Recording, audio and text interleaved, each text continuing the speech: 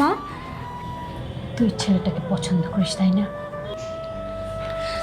না মা, ওরকম কিছু না, কিন্তু আজকে থেকে পুরোটাই মাথা থেকে বাদ দে। ওর সাথে বিয়ে কোনোদিনই সম্ভব না।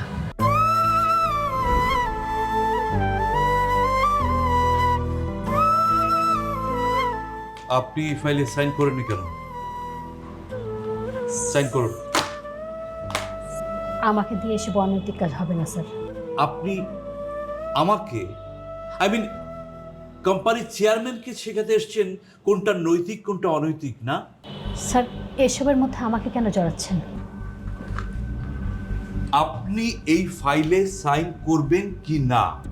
আমি আমার নীতির বিরুদ্ধে যাব না স্যার। সাইন করুন। Sorry sir. সরি?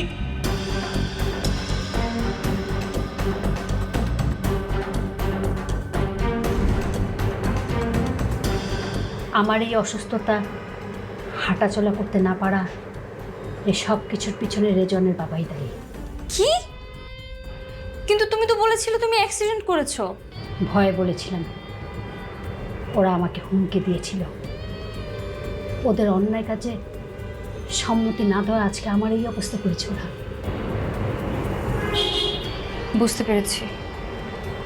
তুই আর কখনোই রেজনের সাথে কথা বলবি না। ঠিক আছে মা, বলবো না।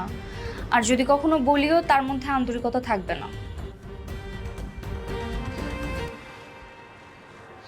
বাবা, তুমি কোনো কারণ না দেখিয়ে সেখান থেকে এরকম ভাবে কেন চলে এলে? কোনো কারণ ছাড়া তো চলে আসেনি। তাহলে সেই কারণটা কি? ওই মেয়ের মায়ের চরিত্র ভালো না। একসময় আমাদের অফিসে কাজ করতো, অফিসের বিভিন্ন কলিগদের সাথে ছি ছি ছি। এসব কি যাতা বলছো বাবা? আমি বিশ্বাস করি না। আমি মিথ্যে বলছি না। তুমি নিজে অফিসে যাও, অফিসে গিয়ে প্রত্যেকটা কর্মকর্তা কর্মচারীকে জিজ্ঞেস করো, তাহলে সত্যটা জানতে পারবে।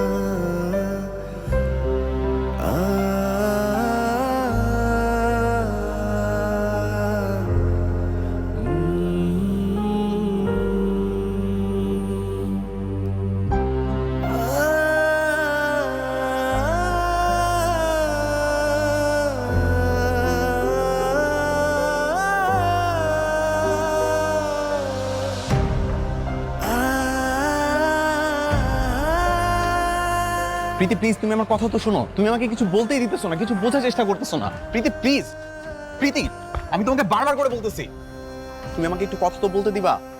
আমার সামনে থেকে সরেন, পথ ছাড়েন। প্রীতি, মানুষ মাত্রই ভুল করে। আমি জানি তোমার মাও ভুল করেছে, কিন্তু তাতে আমার তো কোনো আপত্তি নাই। আমি তোমাকে ভালোবাসি, তোমাকেই চাই। আমার মা ভুল করেছে? আমার মা কি করেছে? দেখো, বাবার অফিসে যা কিছু হয়েছে সব কিছু বাদ। আমরা দুজন নতুন করে বাঁচবো। আপনার বাবা এত নিকৃষ্ট একজন মানুষ? ছি! একটা সৎ চরিত্রবান মহিলাকে দুশ্চরিত্র বলে অপবাদ দিয়ে তাকে সারা জীবনের জন্য পঙ্গু করে এভাবে অফিস থেকে তাড়িয়ে দিতে একটুও বাধলো না? সৎ থাকাটা কি অপরাধ? আমি তোমার কোনো কথাই বুঝতে পারছি না। এখন তো বুঝতে পারবেন না। শোনেন তাহলে,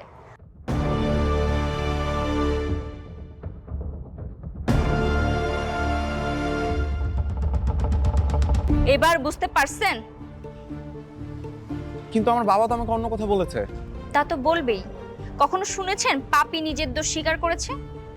আর আপনাকে আমি বিয়ে করব? হ্যাঁ, আমার কি আত্মসম্মান বোধ বলে কিছু নেই? প্রীতি, আমি জানি আমি তোমার মায়ের হারানো দিনগুলো ফিরিয়ে দিতে পারবো না, কিন্তু আমি ওনার সম্মান ফিরিয়ে দেওয়ার চেষ্টা করব। আর উনি যেন খুব দ্রুত সুস্থ হয়ে যায় সেই ব্যবস্থা আমি করব। আপনাকে কিচ্ছু করতে হবে না। আপনি দয়া করে আমার সামনে আর আসবেন না। আমি আপনার মুখটাও দেখতে চাই না।